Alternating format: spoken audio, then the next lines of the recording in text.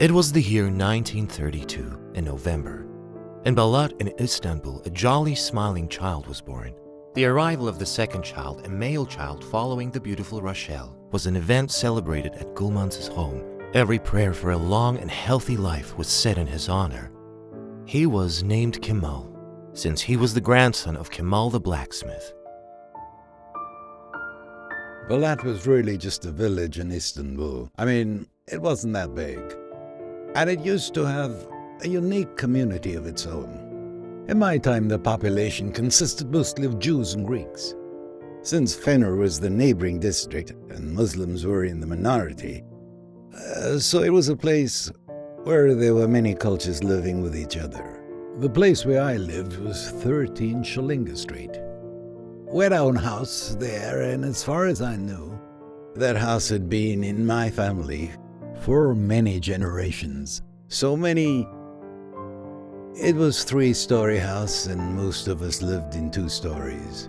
And my grandfather was also there with us.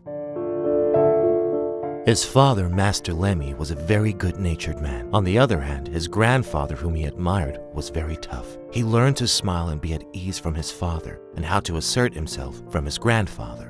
The surname Gülman, which means smiling man, was a wishful choice reflecting his father, Master Lemmy's positive outlook on life. My grandfather was always a very tough man. He knew what he wanted. He knew what he wanted to do. He would neither cause injustice, nor would he stand for any injustice being done against him. My father was the complete opposite. He would sacrifice everything he had to completely avoid arguments. He was a wonderful man and always jolly and smiling, and the person who decided on our surname was my father. I asked him, why that? I thought there had to be a reason behind it. And he said that I'm happy, and I want my whole family to smile like me. Lemmy Gülman studied in several faculties at university, but he chose a career in journalism instead of commerce.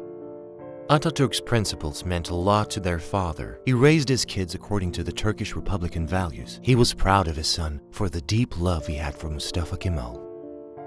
He was working as an administrative manager at Sun Posta newspaper and was writing a column under the title, Believe It or Not. He would come home from work at the same time every evening, and then he played games with his son. We lived a very good life in Balat by our own standards. At this stage, Kemal was 6 years old. It was his first year in primary school. Every single day, he would happily walk 10 to 15 minutes to go to school, and that is, until the disastrous day. Back in Fatih, there was a primary school. It was a Turkish school. That's where I would study. That is, until the accident. You see, I survived a dynamite explosion. I'd never seen dynamite before then. And one of my friends at school gave me a bit of it. It was a small amount. And my friend said that I should go and play with it at home because in our time there were no toys. We used to put water in a bowl with alcohol and cotton wool in a tin box, set it on fire so it moved like a boat. That was our game back then. There were no toys or toy stores in Turkey. We had to entertain ourselves, but we didn't mind. Back in those days, life was a lot simpler. We didn't have to try hard to entertain ourselves. We always played with what we could find. So I went to school at Fatih Primary School, and there was a friend of mine. Whether he was aware of it or not, the point is he gave me a piece of dynamite one day. So after school, I took that piece of dynamite home.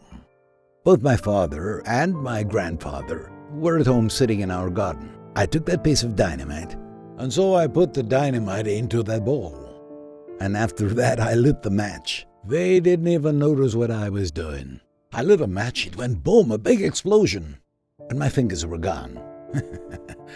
My grandfather was very bold. He instantly took me in his arms and we went off quickly. And we rushed away. There was a hospital by the sea. He took me there and I went into surgery. When they were done with me, it became very clear that unfortunately I had lost a few of my fingers. He lost his fingers, but he still had his life. It still wasn't easy to accept. Especially during his early youth, When he was out with his friends, he would always keep his left hand in his pocket. It would never be out. He had dreamt of marrying his first girlfriend, but it didn't happen. His girlfriend chose to be with the son of a wealthier family. He was abandoned. But she did something good. She taught him not to be ashamed of his missing fingers. One day she said, "Why do you always put your hand in your pocket? I know everything." I asked her to explain herself, and she said, "You hide your hand because you're ashamed of your missing fingers." And I said, "That's true." And then she said, "Are you mad? Have you lost your mind? I love and respect you. I know you well. I don't care if you have fingers or not." I thought that if my girlfriend told me not to be ashamed of it, then I could let people see that hand. And that was the moment when I started not hiding my left hand. From then I started using it as normally as I used my right hand. Luckily, because of this, I got the ability to use my left hand as well as I could use my right one. Now, for example, I cut the nails on my right hand with clippers. I can also eat using a fork and knife and so on. So this girl was very helpful to me. She really helped me. After graduating from middle school at the Jewish high school, he enrolled at the French school Saint Benoit. He was learning French. He loved his school. But another unfortunate event was to happen. One day, on a normal school day, he was punished for ringing the bell prematurely at the break time, which he did with his friends. And unsatisfied with just the punishment, the administration ultimately expelled him and brought his student life to an end. Life was challenging him, but he had no intention of giving up. On the one hand, the explosion and the loss of my fingers, and on the other, my first love. And then losing her, this all hurt me quite a lot. I thought I could use my mind to have a place in the sun, or I would live in devastation. I had no choice. And I said to myself, I will not be a loser. I will stand up for myself because that is what I saw. Whenever I saw my grandfather and the way he lived, I decided to be like him. This was the time to hang on to life and start earning a living. It set his mind to business. As a child, he found a way to get free meringues which he loved, so it made sense. A confectioner named Benjamin had a shop in our street. He was displaying meringues. I wanted to have some, but the problem was I didn't have money for them.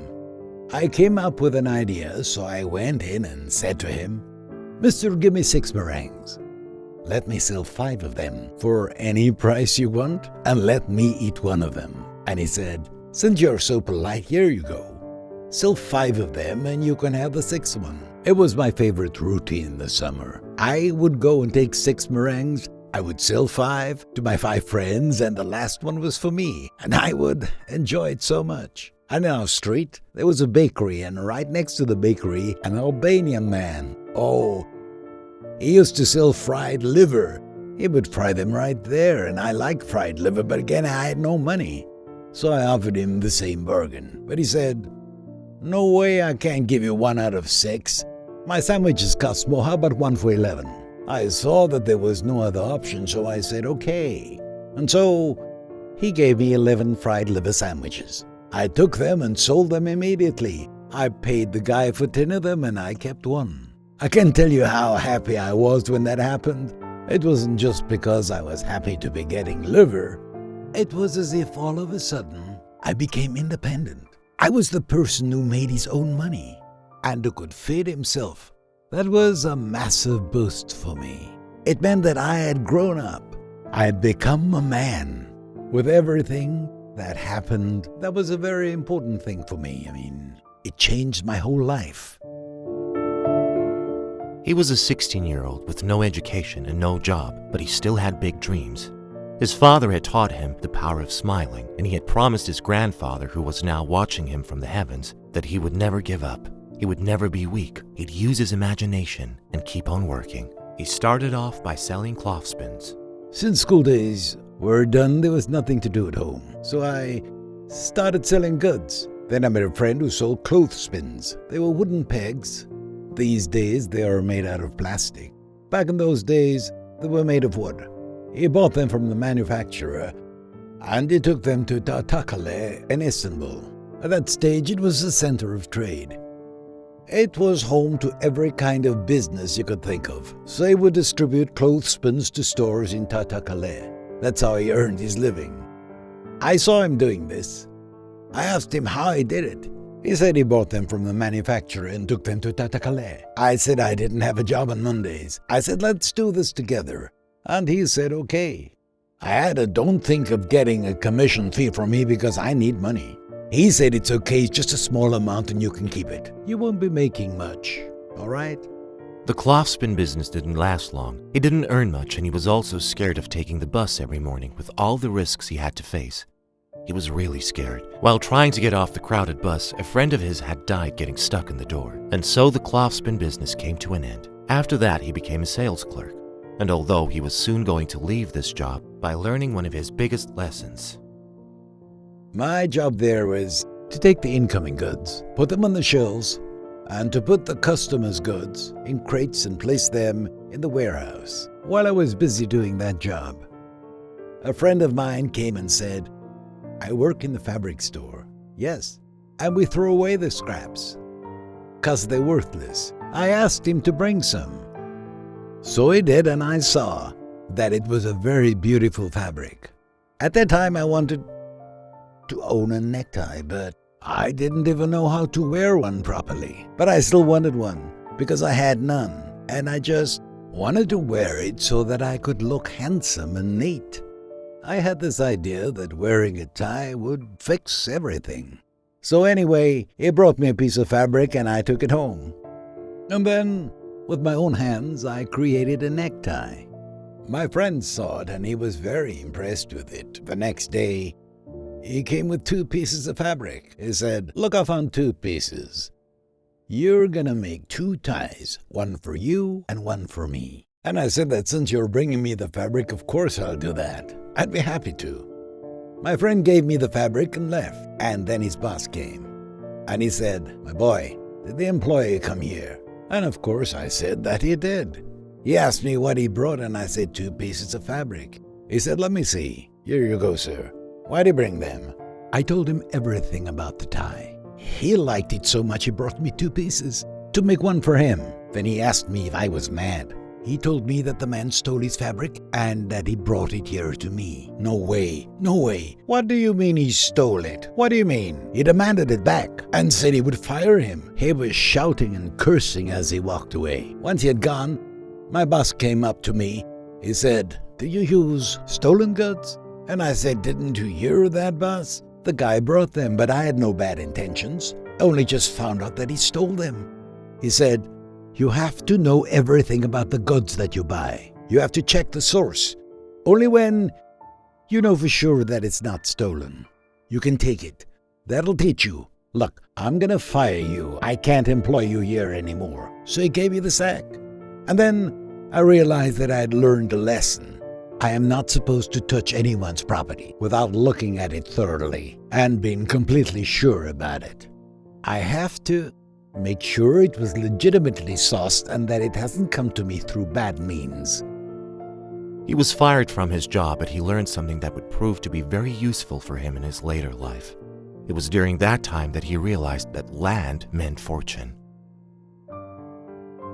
There was a man in the commercial complex right across from our store. He was quite fat, and he had a round face. Every day, when he came to work, he was very happy, and I was somewhat obsessed with his gold teeth. I will never forget him. He liked to laugh a lot. I also knew that he had money to burn. I asked people what he did to make that money, and he said to me, it's very simple. This is the new trend.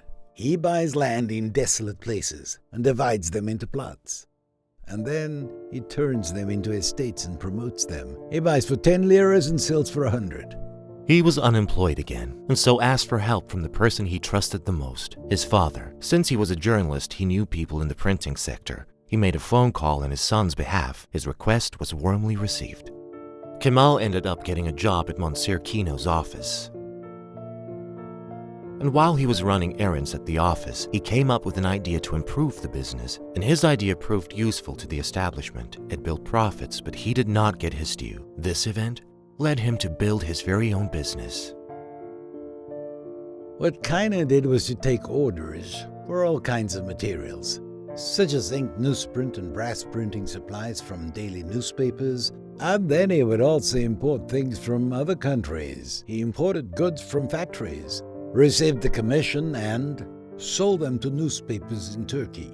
I started working with them, and we often needed to photocopy. Back then, there were no Xerox machines that would give you a copy at the press of a button. You'd need to take the paper out of the machine, and then you'd take it to a dark room and put some chemicals on it. You'd paint the paper with it, and after that, you would hang it up and let it dry, and it would develop. Only when it was fully dry would things become visible. It was a hard job, and the process was laborious, as well as very expensive. I did some calculations, and I thought we could buy a machine. Our expenses would be cut, and we could make some extra money. I found the dealer. My boss asked who would take care of it, and I said I would. He warned me that my fingers would go black, but I didn't care. I told him just to think about the profits he would make. I said this machine would change everything, and he said all right. We bought one, our costs dropped. It was brilliant. And honestly, I was full of hope. For a few weeks, I expected the boss to congratulate me and say that I'd done a good job. But that didn't happen at all. He didn't say a single word. I thought I'd get a bonus, but nothing at all. Expectations dashed. And of course, that actually left me feeling very disappointed indeed. Yeah, I really thought that what I'd done was enough to get some kind of acknowledgement. His target was clear as day now. He would start his own business. He wanted to import goods from abroad. But back then, he was without an office, a company, or comprehensive knowledge about this trade. On the other hand, his hopes and dreams had no bounds. First, he founded his company under the name Kemal Gülman Company. By inquiring and getting information, he completed the procedures. The year was 1952, in the month of May. His first office was just a mere small corner of a commercial building that was originally used as a cloakroom. I had to do business, and to do business you need an office, but I didn't even have an office. I looked around for one, but the rents were too high. It was very hard to find a place. Finally, I went to Pervian's building. I heard that there was a tiny room that was being used as a room where people hung their coats. So I went to talk to the owner of the building. I told him that I wanted to rent that room from him. He wanted $250 a month. I said it's only a tiny room with 2 chairs and a table, but he didn't care. I could only have that very office if I paid the rent. So I decided to accept the offer and borrowed money wherever I could. At that time, an importation system was introduced. Import license for $1,000 per person were given. The state would give authorization to anyone who applied, free of charge. You just need to ask for it. It was a very good idea. But I didn't have any money to my name. I decided to learn about importation procedures. And at that time, the government set up an office in the National Bank so that anyone could go and ask about the procedures of buying, selling, and paying, how to prepare invoices, how to pay taxes, etc. People were asking all sorts of questions. I had nothing to ask, but I still wanted to know. So I went every day with a pen and paper. I took notes. After a while, there was a moment where I went, I think I figured it out. According to the information I got, I thought about importing brass printing supplies and everything involved in that. He had been doing market research for months. What was needed, which commodity was in demand, and what would be easy to sell. He decided on material that printers used a lot. He was going to import the brass printing supplies that they all needed. He had figured everything out. The only thing missing was capital. He needed a loan, and so he went to see a banker he knew. I examined the market. I gave it some thought, and it dawned on me that it was really very simple. It was manufactured in Germany. You just needed authorization. When the government said yes, you could import goods and sell them. You could make great profits. This is an opportunity. One cannot just let them pass by, but there was just one little problem. The goods would come, but I did not have the money. So I went to a bank manager who I had had a good relationship with in the past. I told him I had imported things, but I did not have the money to take delivery of them. And he said to me, "There is a man upstairs named Monsieur Raphael. Terrell, do you know who he is?" I said, "How would I know him?" "Look, he's the owner of the huge Gisleviet factory. You tell him you're a Jew and he'll help you." I said, "Why would he want to help me?" But he insisted I talk to him. So I went to him, and even though he was a stranger, I introduced myself to him, and I told him all about my story. And he said, "Why should I care? And just as he was about to walk out the door, Mr. Raphael called out and he said, "Go to the manager and tell him to give me a call. You're an honest boy, so I will help you." Thank goodness I managed to get a loan thanks to him. I took hold of the brass printing supplies, and for the first time I made a fortune. And then I bought my first house in Sheshan. It was a lot of money back then, and oh, I felt like a rich man. It is fair to say that he had a miraculous start. He was the one who both imported and sold the product, and because of this, he doubled his earnings. He received new orders and imported more, and as he added new products to his catalog, his portfolio was growing, and so was his income. The truth of all of this, my empty pockets inspired me. And since I couldn't steal any money, I had to be smart and earn it. I had to figure out a way to become a success on my own. Importation was a fairly new concept in Turkey in the 1950s. Every bit of information was valuable, and Kemal Gülman was transforming the experience he had acquired into a new business. And while he was walking in Taktakale, he was constantly reading signboards, trying to figure out what he could do and working hard to take advantage of every opportunity. The people would ask me, "You're the only one who can make their business work. How on earth are you making it happen?" The secret, isn't always being curious and always learning things. Everyone in the business was blind but still had success. It was brilliant. We found a way to make money. When there was just a few people, in a business you could make money. But when there were 24 people competing with each other, then I would quit. And why? Because there was no more profit to be found there at all. People would just compete and I knew how it would end. I handled metal plates, paper, ink, everything. I imported all of it. People trusted me. They would always say, "This kid Kemal can do everything." And at the time, I looked like a child because I was only 20 when my business began to thrive. People would say, "Come on, Kemal, bring it on to us." Then I'd say, "I'm too busy." As he improved his business, he was making new connections and also getting partnership offers.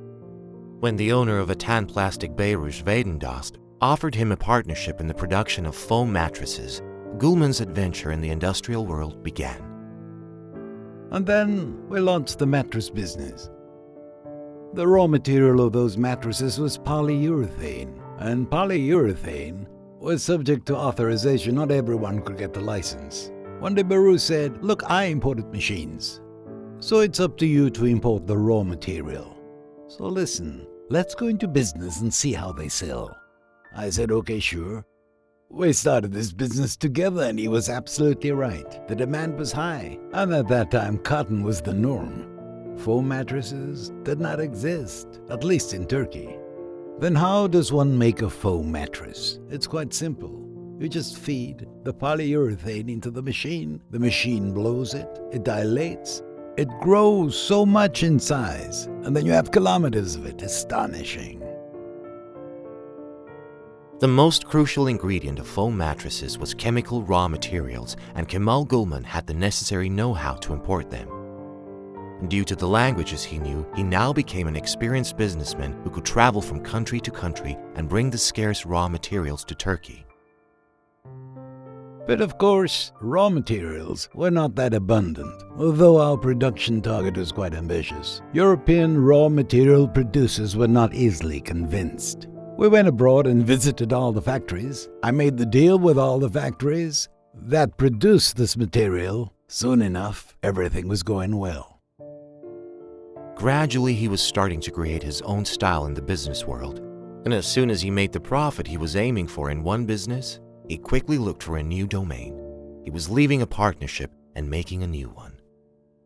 And so he quit the foam mattress business, and on a friend's request, he went into the candy wrapping business. A friend offered me partnership in his factory. I said, "If you keep buying goods from me, then I'll be a 5% partner." And he said, "Okay, it's fine, that's not a problem. The job is useful to me. It's how I found a product called Kenes. It was only made in Belgium, and the owner was also a Belgian man. I later heard that Mitsubishi had bought it and someone else took it over. Our goal was to obtain cellophane, and you get that by mixing Kenes with the PVC. That's how you get cellophane. And it was used for packaging candies to be transported safely. So I became one of the partners in Rotopack. That was in order to produce cellophane with Canes. We really made a lot of money because no one had produced cellophane paper until that moment in history. Every job resulted in him going into a new sector. Kemal Gülman's diversified portfolio was growing day by day. He had learned well when to start a job, and he had also learned when to leave it. I had a friend named Yaya who called me one day.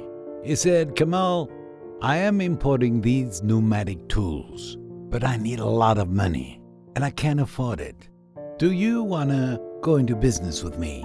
Can we help each other?" Yahya was a very honest man, so together we started to import the pneumatic tools. It was very good because we could sell them easy and for a good profit. Once again, I got into a totally new industry that I knew nothing about, and I was making very good money.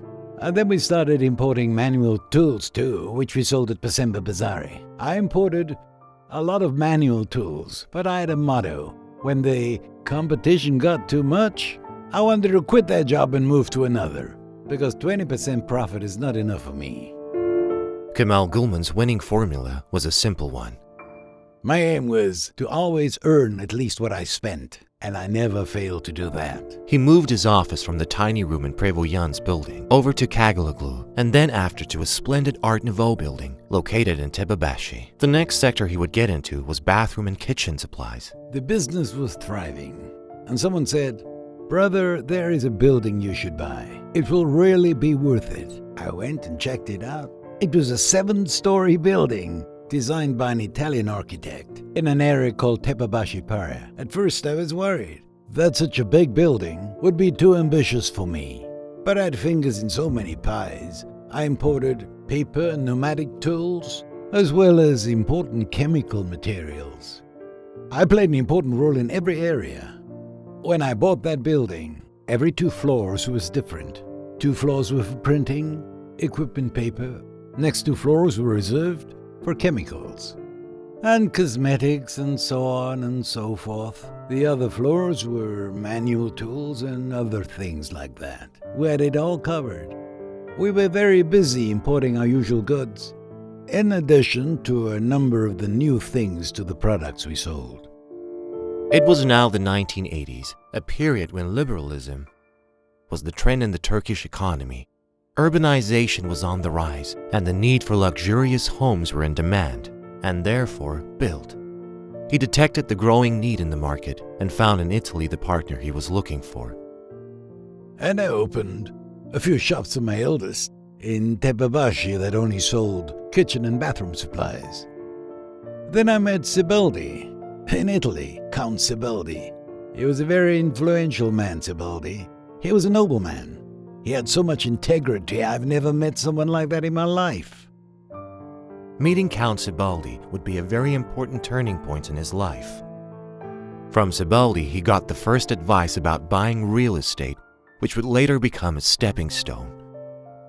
Sibaldi taught me a lot. One day we were having dinner with him and he asked me, "Don't you ever go to Bodrum? It's a very beautiful place." I said, "Well, I've heard of Bodrum, but the truth is I've never been there." And he said, "I've gone there by boat. I went to the Greek islands, but now I go to Bodrum because the weather is beautiful. And those beautiful bays in Bodrum don't exist on Greek islands at all." He then invited Sibaldi to Turkey for a summer vacation. They spent time in Bodrum. He and I started a sea tour with 2 boats. One was for him, one was for us, and Bodrum was beautiful. He'd say, "Buy this bay, buy that bay, that bay." And I said, "You crazy? That's so much land. What will I do with it? Just buy these places. They are cheap. You don't have to pay $1,000. Just trust me. The profit will be all yours. I don't want a partner. Just buy the land and you'll be grateful to me." And so I followed Sibaldi's advice. And I didn't know what I was doing, but the land was very cheap. It was 5 or 10 liras, and later it would soon become hundreds of dollars, at least per square meter. Sibaldi's suggestions reminded him of the man with the golden teeth he had known years ago when he was still a clerk in haberdashery. He also got rich through the trade of land. He had observed in that man that land was worth money, and now an Italian count was making the exact same remark. Bodrum hadn't been discovered by land developers, and Siboldi had good ideas for the area. I was very inspired by them. I established projects there and built estates. With the advice of Count Siboldi, Kemal Gülman started to invest in large plots of land that were available in Bodrum. These investments would form a unique treasure of real estate which would later become his company's main source of income. Getting to the peak was not easy though. He made his fair share of bad investments. The first commercial building that he bought proved to be a complete disappointment. I left Belat and moved to Sichan. I thought I had money, but I didn't know where to invest. People told me the best investment is to buy land and property. So we looked everywhere. We were all over. They showed us a small decrepit building on a corner in Tepebaşı which I could afford. I bought it right away without asking too many questions. I paid for it in cash. And then it turned out it was a Muslim prayer place, a mosque. This taught me a big lesson. Do your research. By now, bygones were bygones. The situation was different. His land investments in both Bodrum and Istanbul were looking promising. It was time to set up a construction business, but he did not know much about the industry. And then, on a whim, he went to Israel to visit his older sister. There, in a newly established city, he learned how to build quality housing projects. Construction work is a lot of fun and it is a wide field. Istanbul runs on it. Now, how strong a building is plays a very important role. But in the past, the look of the building was more important. When buildings are beautiful, they would ask the price and they would pay for it and they would buy it right on the spot. People didn't really ask questions. In Israel, I learned to create quality housing, then brought that knowledge back to build quality buildings. Kemal Gülman took action to implement all that he had learned and observed in Israel. Instead of being in charge of constructing these buildings, he preferred to give this job to contractors in exchange for flats. I wanted beautiful and modern buildings when I got back to Istanbul. So when I got back, I made a deal with the contractors to get the construction done. And the method I adopted was to have someone else do the construction. I did not want to have too many responsibilities on my plate. That would have held me back, because in a construction project, it's not right to be the owner and the constructor. It costs too much. If you buy the land and undertake the construction, you become too busy for anything else. I always dealt with a lot of things. It was too much. So I had to decide, let someone else handle it. The one who sells the buildings makes more. He started his business life from scratch. He had no mentors and he had no family heritage. Whatever he learned by researching, listening, and observing. But it was by reading that he learned the most. Kemal Gülman expresses his gratitude to the American writer Dale Carnegie, whose books he read over and over again. I heard about a writer called Dale Carnegie. He was a great writer in America, and he had written 5 books. He was just my guy. The title of one of the books he wrote was the following: Be Smart and Earn Money. That sounded like me. There were other books, so I bought them all. I read them when I was just 15.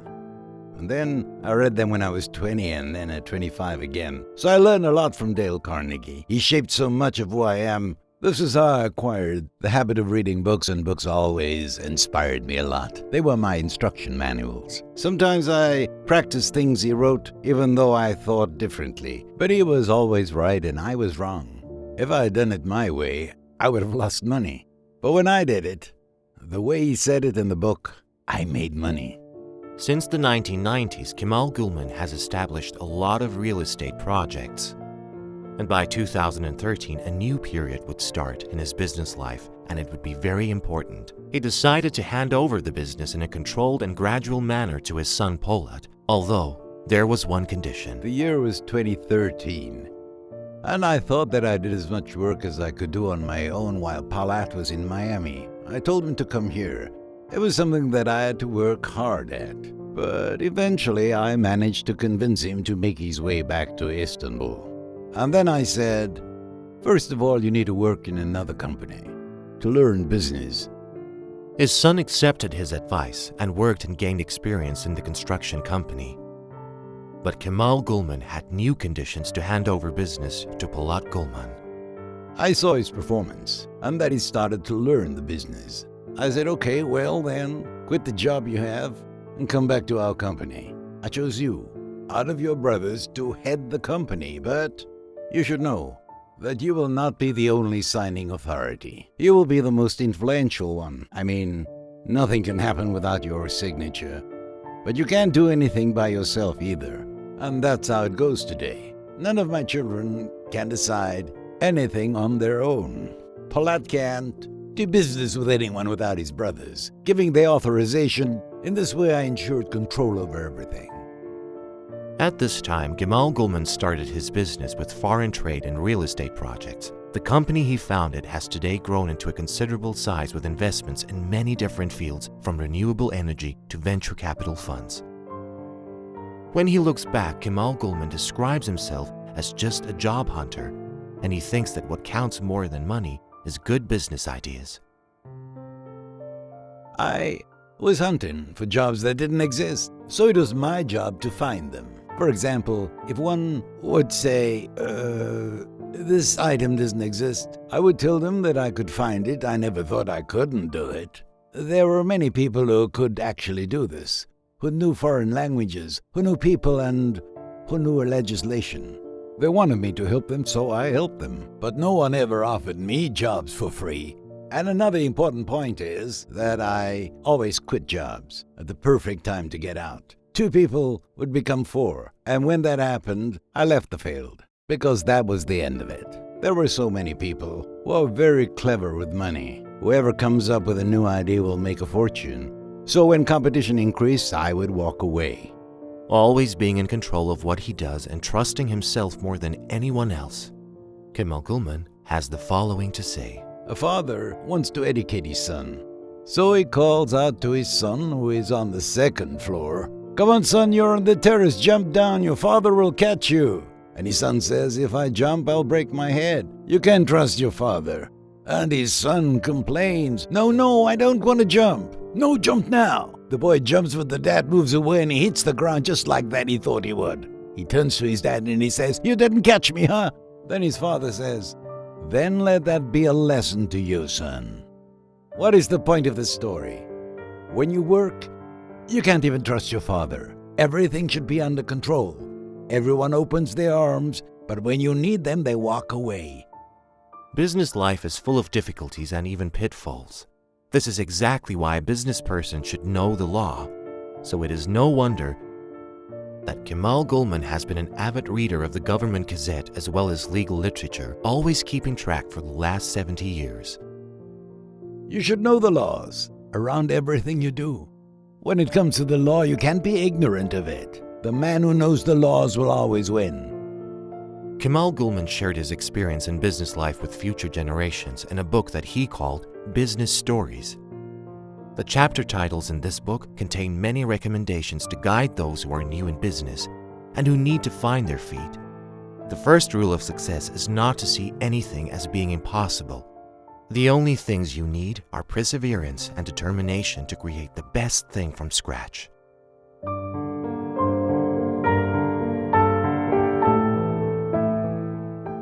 Impossible is nothing. What does that mean? If something seems impossible, don't give up. Use your head. Just make an effort. You will find a way out. Nothing is impossible in life. If you are smart, you can turn negatives into positives, but the opposite can also happen. No matter what you do, you should have intention. Increasing capital is as important as owning it, and Kemal Gülman has come up with a formula for this. There is a principle I have. Whatever I earn at the end of the year, 30% goes to my family, and the rest of it goes to capital. And the capital is ultimately for the family. At the end of the day, it isn't for me. The family accepts the situation as long as they have some money to spend. Whatever you do, be intentional. This sentence contains one of Gülman's most important formulas to become successful.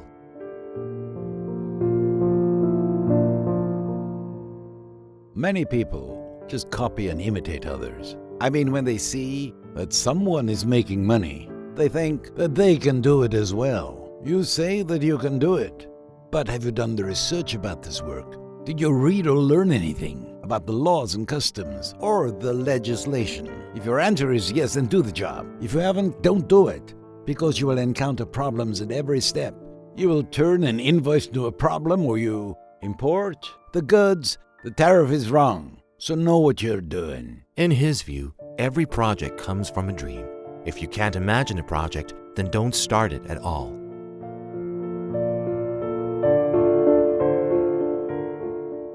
Everybody can do anything. As long as they have imagination, a man without imagination can't do this. He must have imagination. It applies to everyone. If you can't follow a project's development in your imagination, then you're better off not being part of it. According to Gülman, those who are interested in foreign trade should be very good at 3 basic disciplines.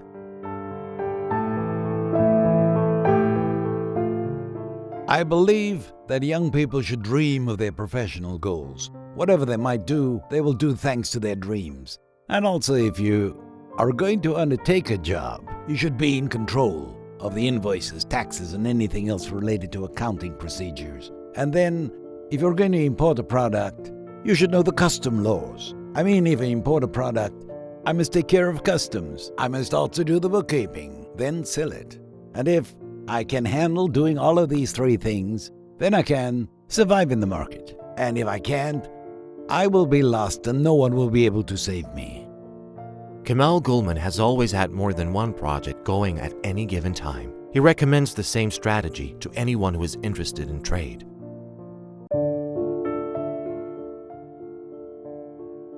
If you only have one project, you sort of have vain ambition. When you only have one project lined up, you either reduce price or production costs, and maybe you compromise on quality. So you end up putting yourself in a corner. But if you have 3, you can choose. Risk management is one of the most crucial areas in today's business world. Kemal Gülman has 70 years of experience in the business world, emphasizes a fact that is well known and also pertinent in any given situation.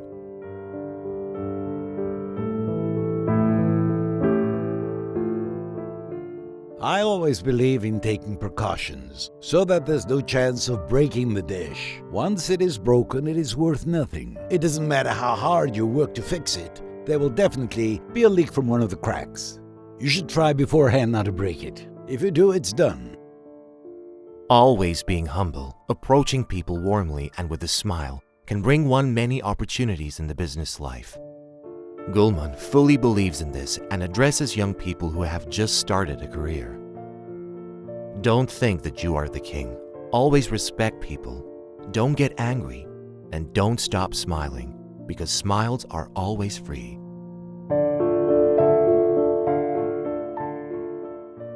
Only a blind person thinks he's king. He's cocky, but when he goes to the market, he realizes he's not a king, and he loses everything. If you respect people, and if you praise them whenever they do something well, inevitably they are going to perform much better than if they hadn't. And when you make decisions, you should be gentle. And when you identify them, try not to hurt them, because those people are also smart. Those people make it possible to do what you do.